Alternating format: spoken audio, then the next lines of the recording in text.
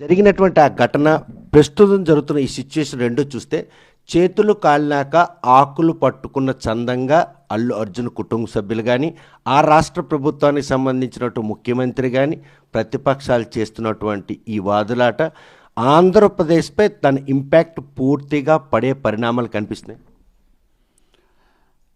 ముందుగా ఏదైతే Pushpa cinema benefit show సందర్భంగా చనిపోయినటువంటి మహిళ, అంటే చనిపోవడానికి కారకులు ఎవరు, లేకపోతే చనిపోవడం ఎలా జరిగింది అనేది ఇవన్నీ వేరే అంశాలు అయినప్పటికీ ఇది ఒక దురదృష్టకరమైనటువంటి సంఘటన. ఖచ్చితంగా దాన్ని మనం ఖండించాల్సినటువంటి ఆవశ్యకత ఉంది.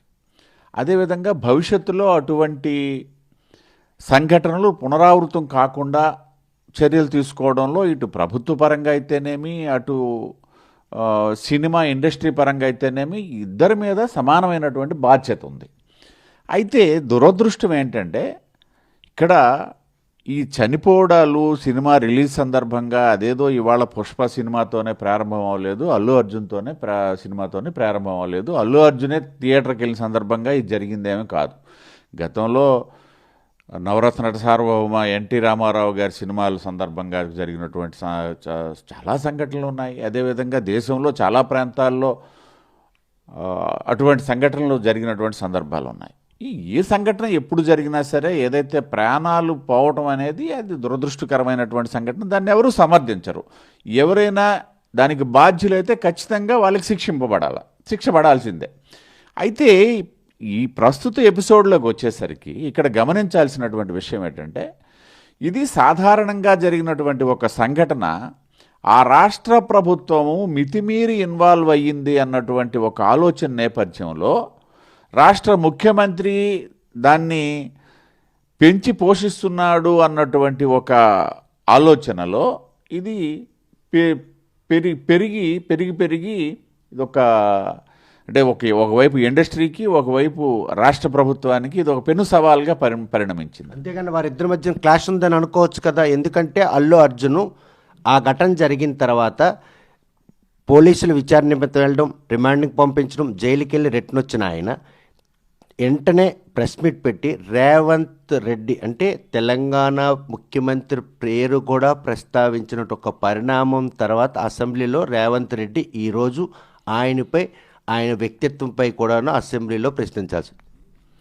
అంటే ఈ సంఘటనకి నేపథ్యము ముఖ్యమంత్రి రేవంత్ రెడ్డి ఆ విధంగా తీసుకోవడానికి కారణము, గతంలో ఒక సందర్భంలో ముఖ్యమంత్రి రేవంత్ రెడ్డి తాలూకా అంటే ఒక సమావేశంలో, ఒక సభలో అల్లు అర్జున్ ప్రస్తావించలేదు ఆయన పేరు అన్నటి దగ్గర స్టార్ట్ అయింది.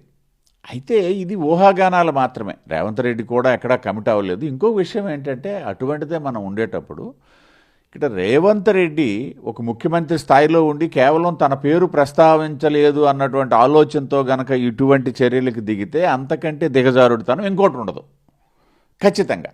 ఎందుకనేసి అంటే చాలా సందర్భాల్లో పేర్లు ప్రస్తావించేటప్పుడు చాలామంది ముఖ్యమైనటువంటి వాళ్ళ పేర్లు మర్చిపోయినటువంటి సంఘటనలు చాలా జరుగుతుంటాయి. అది సర్వసాధారణమైనటువంటి విషయం. కానీ అసెంబ్లీలో ఆయన ప్రస్తావిస్తూ ఒక అంశాన్ని లేవనెత్తారు. పోలీసుల విచారణలో ఈ ఘటనపై హాజరైన తర్వాత ఆ ఘటన సీరియస్ తీసుకున్న పోలీసులు సాక్ష్యాధార నేపథ్యంలో ఆయనకి జైలుకు పంపించడం, తెల్లవారు రిలీజ్ అయింది. తర్వాత సినిమా ఇండస్ట్రీ అంతా కూడా ఎవరైతే చనిపోయిన ఇంటికి పరామర్శ కానీ, వాళ్ళ అబ్బాయి కూడా తొక్కిసలాట్లో హాస్పిటల్లో ఐసీలో ఏ ఒక్క సినీ ఇండస్ట్రీ కూడా అటువైపు వెళ్లకుండా ఈయనింటికి క్యూ కట్టడం అనేది ఆయన ఏమైనా సైనికుడా అన్నటువంటి ప్రశ్న ఏ విధంగా ఒకటి, సినిమా ఇండస్ట్రీలో టాప్ లెవెల్లో ఉన్నటువంటి వ్యక్తులు కానీ, లేకపోతే వారి కుటుంబాలు కానీ, ఇవాళ అల్లు అర్జున్ అనేసి అంటే ఇండైరెక్ట్గా చిరంజీవి కుటుంబానికి సంబంధించినటువంటి వ్యక్తి.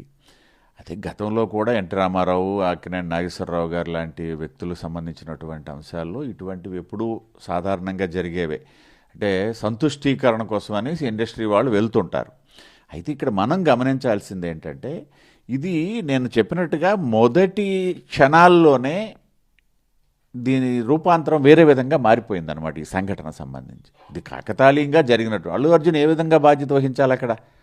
అల్లు అర్జున్ పెర్మిషన్ ఇచ్చారా ఇవ్వలేదా ఇవన్నీ ఉన్నాయి, మేము నాకు కొట్టివేయడానికి లేదు. పోలీసులు కూడా స్పెసిఫికేషన్ చేస్తున్నారు అక్కడ. మేమైతే అనుమతి ఇవ్వలేదు, ఆ పరిసర ప్రాంతాల్లో 10-15 థియేటర్లు ఉన్నాయి, ఒక్కసారిగా రిలీజు బెనిఫిట్ షోకి అనుమతి ఇవ్వలేదు. అయినప్పటికి కూడా అల్లు అర్జున్ దగ్గరకు చేరి ఆయన బయటికి తెచ్చే క్రమంలో తొక్కిసలాట్ అయిపోయింది. ఆ రేవంత్ చనిపోవడం జరిగిన తర్వాత రూప్ టాప్ పైకి వచ్చి ఆయన కరచాలన చేసుకుని వెళ్ళి ఎంతవరకు సంబంధం చేసి రేవంత్ రెడ్డి ఎత్తి చూపారు. అంటే ఇక్కడ కొంత సమాచార గ్యాప్ కూడా ఉంది. అల్లు అర్జును నాకు అప్పటి వరకు తెలిసిన తర్వాత నేను నిష్క్రమించాను అన్నట్టుగా ఆయన చెప్తున్నాడు. ప్రభుత్వం ఈ విధంగా వాదిస్తుంది. ఇందులో నిజ నిర్ధారణ జరగాల్సినటువంటి ఆవశ్యకత ఉంది. అయితే ఇక్కడ మనం గమనించాల్సింది అయితే మాత్రం ఇది అల్లు అర్జునే బాధ్యుడు అనే దగ్గర ఆగిపోవడం మంచిది. బాధ్యుడు కాలేడు అంటే వెళ్ళడం తప్పు లేదు అని చెప్పడానికి కూడా ఎవరు సాహసించరు. పెర్మిషన్ ఉండాలా, ఎందుకనేసి అంటే ఒక టాప్ హీరో కాబట్టి ఉంటే ఉండొచ్చు. పోలీసులు కూడా కొన్ని సందర్భాల్లో ఉదాసీనంగానే వ్యవహరిస్తారు. ఒకవేళ అదే కరెక్ట్ అనుకుంటే, పోలీసులు పెర్మిషన్ ఇవ్వలేదు అనుకుంటే, ఈ సంఘటన జరగకముందు చాలా దూరం ఆయన రోడ్ షో చేశాడు అనేటప్పుడు అప్పుడు ఆపాలి కదా పోలీసులు కూడా.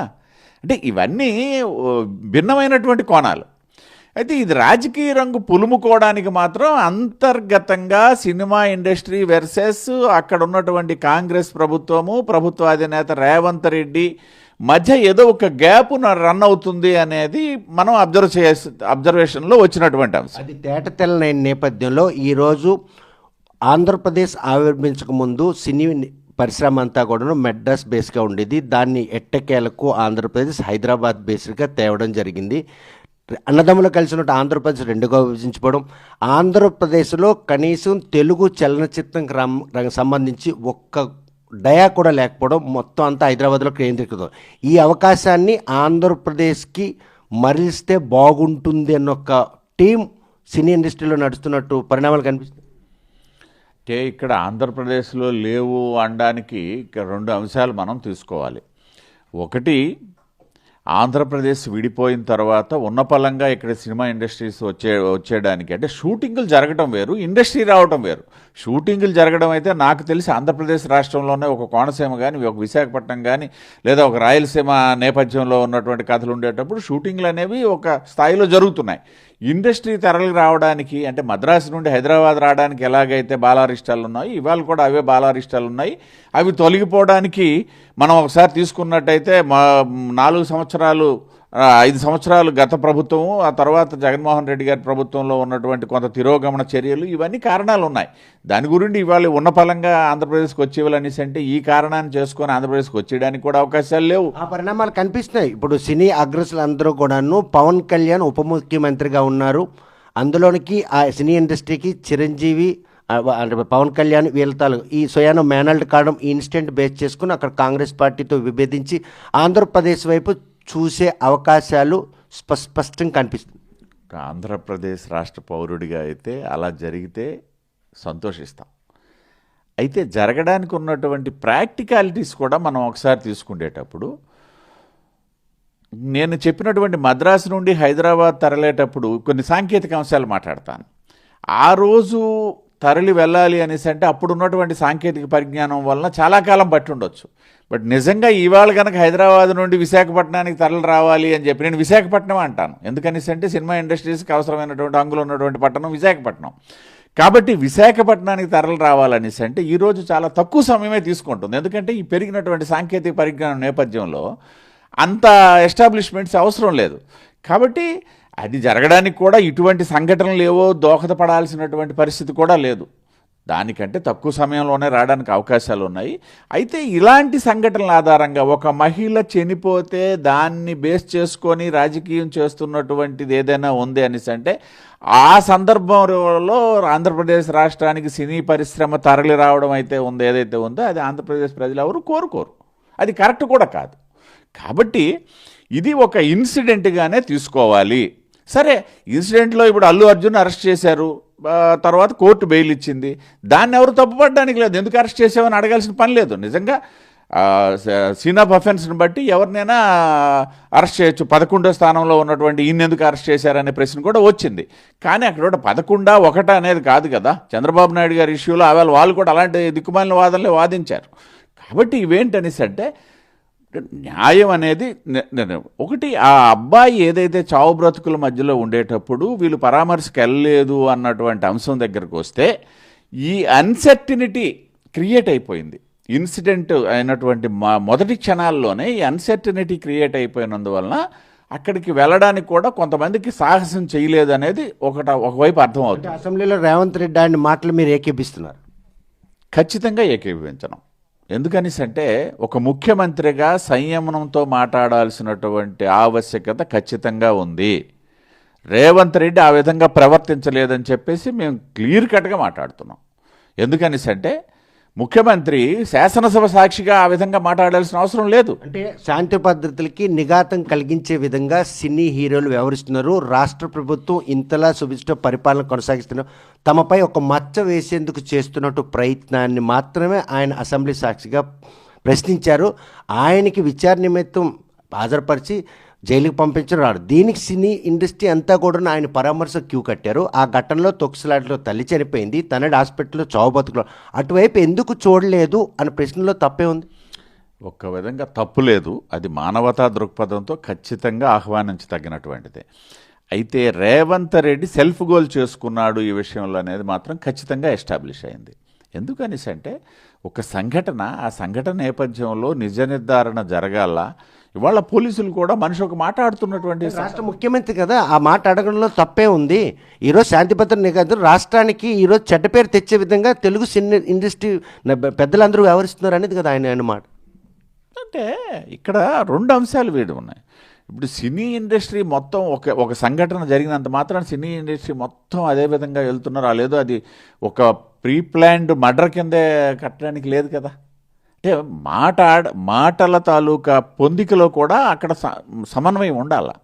ఎందుకనేసి అంటే మొత్తం ఏదో గుడగాలు చేసి సినిమా ఇండస్ట్రీ మీద పడేస్తామనేసి అంటే అది కరెక్ట్ కాదు. అది జరిగినట్టు నిజ నిర్ధారణ రావాలి. నిజ నిర్ధారణకు వచ్చిన తర్వాత ఇంటెన్షనల్లీ ఎవరైనా అల్లు అర్జున్తో సహా ఎవరైనా చేస్తే అప్పుడు ముఖ్యమంత్రిగా తను స్పందించవచ్చు. బట్ ప్రైమరీ రిపోర్ట్సే గందరగోళంగా ఉన్న సందర్భంలో ఆ విధంగా మాట్లాడడాన్ని ఆహ్వానించదగ్గ పరిణామం కాదు.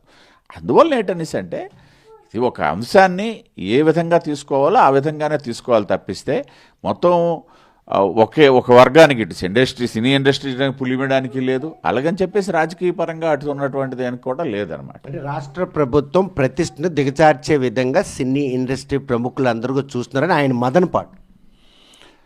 అంటే ఒకటి మనం అబ్జర్వ్ చేయాల్సింది, ఆయన మదన పడ్డము అనేసి అంటే ఈ సంఘటనలు పునరావృతమైనప్పుడు ఒక రకంగా ఆ మాట అంటే అర్థం ఉంటుంది. లేదా ఈ సంఘటనలు గతంలో కొన్ని జరిగాయి మళ్ళీ జరగబోతున్నాయన్నటువంటి సంకేతాలతో ఆయన ఆ విధంగా మాట్లాడిన జరిగింది ఒకటే సంఘటన. ఈ సంఘటన నేపథ్యంలో నాకు తెలిసి ఇండస్ట్రీ కూడా ఒక షాక్ గురైంది. ఆ షాకు ఎలాంటి షాక్ అనేసి అంటే వాస్తవానికి మనం మాట్లాడినట్లయితే ఇవాళ అల్లు అర్జున్ అనేటువంటి ఒక హీరో ప్రపంచ స్థాయిలో ఉన్నటువంటి సందర్భంలో తను రిలీజ్ అయినటువంటి సినిమా ప్రపంచ రికార్డులను బద్దలుగొట్టి కలెక్షన్స్ సాధించి ప్రజల మన్ననలు పొందుతున్నటువంటి తరుణంలో ఇటువంటి సంఘటనని ఇండస్ట్రీ కూడా కోరుకోదు కదా, ఏ హీరో కూడా కోరుకోడు కదా. కాబట్టి ఈ కోణం నుండి కూడా ఆలోచించాలి. ప్రభుత్వం తన పని చేయాలా, మనం ఏం దాన్ని కాదనట్లేదు. కాకపోతే కొంత సంయమనం అవసరమైంది. ఆ సంయమనం ప్రభుత్వం కానీ ప్రభుత్వ పెద్దగా ఉన్నటువంటి ముఖ్యమంత్రి కానీ పాటించలేడు అనేది ఇక్కడ మాట. అంతేగాని పూర్తిగా అల్లు అర్జున్ కరెక్ట్ చేశాడని చెప్పేసి వాదించడానికి ఎవరూ సిద్ధంగా లేరు. కాకపోతే మాటలు ఇన్బ్యాలెన్స్ అయ్యాయి. దానివల్ల ఏంటనేసి అంటే ఇది పెంచబడింది. ఇప్పుడిప్పుడే సినిమా పెద్దలు కూడా రేపు ముఖ్యమంత్రిని కూడా కలుస్తామంటున్నారు. ఖచ్చితంగా ఈ సమస్యని సామరస్యపూర్వకంగానే వారు పరిష్కరించుకుంటారన్నటువంటి ఒక భావన అయితే ఉంది. సినిమా రిలీజ్ 2 వారాలు కావస్తున్న ఈ ఘటనపై ఇంతలా రచ్చరేగిన తర్వాత సినీ ఇండస్ట్రీ ఈరోజు ఎవరైతే ప్రాణాలతో కొట్టుమిట్టాడుతున్నారో ఆ అబ్బాయి కోసం ఆర్థిక సాయించడం, ఈ విషయాలన్నీ కూడా వాళ్ళు సినిమా ఇండస్ట్రీ అంటే డబ్బులు సంపాదనే ఆర్జనే ధ్యేయంగా పెట్టుకుంటున్నారా, లేకపోతే ఇటువంటి ఘటనలు చోటు చేసుకుని మేము ఉన్నామని భరోసా వాళ్ళు కలగకపోవడం దీనికి కారణం? అంటే ప్రత్యేకించి తెలుగు తమిళ రాష్ట్రాల్లో సినిమాల ప్రభావము, సినిమా మనుషుల తాలూకా ప్రభావము మనకేం కొత్త కాదు. దాదాపు 5 దశాబ్దాల క్రితం నుండి అక్కడ ఎంజీఆర్ గారు, ఇక్కడ ఎన్టీ రామారావు గారు, అంటే రాజకీయాలతోనే కాకుండా ప్రజలతో మమేకమైనటువంటి సందర్భాలు చాలా ఉన్నాయి. ప్రజలు కష్టాల్లో ఉండేటప్పుడు జోలిపట్టి విరాళాలు సేకరించినటువంటి నటులు కూడా మనం చూసాము. ఆ సంఘటనలు మనం చూసాము. ఒక దివిసేమ అవ్వచ్చు, లేకపోతే కోనసీమ అవ్వచ్చు, లేకపోతే మరో సందర్భాల్లో. కాబట్టి గంపగొత్తగా ఏ ఇండస్ట్రీ మొత్తాన్ని మనం బాధ్యులు చేయడానికి కూడా అవకాశం లేదు. అదే సందర్భంలో ప్రభుత్వం పూర్తిగా చర్యలు తీసుకోకుండా చేతకాని ప్రభుత్వంగా ఉండాలని చెప్పి ఏ ఒక్కరూ కోరుకోవట్లేదు. కాకపోతే కొంత ఎక్కువగా స్పందించాడు, ముఖ్యమంత్రి స్థాయిలో స్పందించాడు, ప్రభుత్వం స్పందించింది అన్నదే ఇక్కడ ప్రశ్న తప్పిస్తే పూర్తిగా దాని గురించి పట్టించుకోకుండా ఉండాలని లేదు. ఎందుకని అంటే ఇవాళ జరిగింది, రేపు ప్రికాషన్ తీసి అవసరమయ్యేటప్పుడు ప్రభుత్వమే కదా చేపట్టాల్సింది. సినిమా ఇండస్ట్రీ ఏమొక చోట బాడీగార్డ్స్ని తెచ్చి కూర్చోబెడతా కదా ప్రతి థియేటర్ల దగ్గర. కాబట్టి సున్నితమైనటువంటి అంశము. స్పందన ఒకవైపు రాజకీయంగా స్పందన ఎక్కువగా జరిగింది. సినిమా ఇండస్ట్రీ నుండి స్పందన ఒక విధంగా దిగ్భ్రాంతికి గురయ్యారా, లేకపోతే కొన్ని సాంకేతిక అంశాల ఆధారంగా వెళ్ళారో కానీ స్పందన లేట్ అయిన మాట వాస్తవం. ఇది జరిగినటువంటి విషయం.